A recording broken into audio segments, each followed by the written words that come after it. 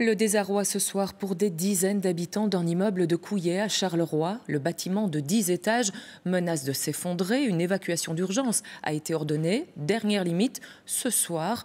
Or, certains résidents se disent dans l'incapacité de quitter les lieux. Sur place, Guillaume Dujardin et Philippine Ouambercy. De l'extérieur, cet immeuble ne semble pas particulièrement endommagé.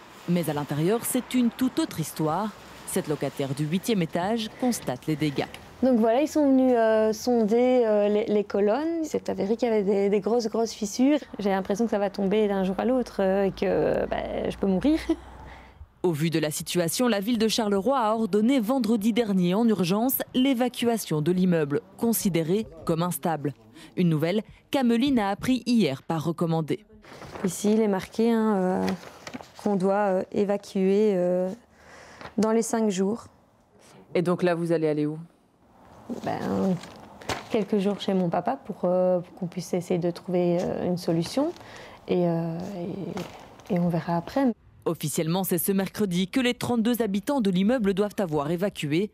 Mais dans les faits, la plupart d'entre eux ne sont pas en capacité de quitter leur logement aussi rapidement. Je ne peux pas partir aujourd'hui. Le plus tard, je serai parti pour lundi. Certains locataires se demandent pourquoi l'information n'a pas été communiquée plus tôt.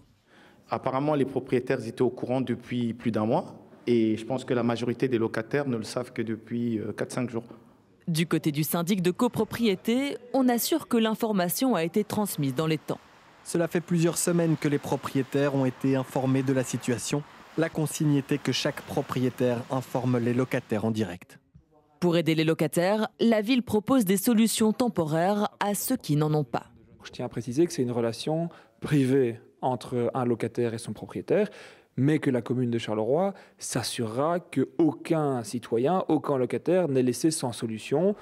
Les travaux devraient durer entre 1 et 2 mois. Ensuite, les habitants pourront réintégrer leur logement.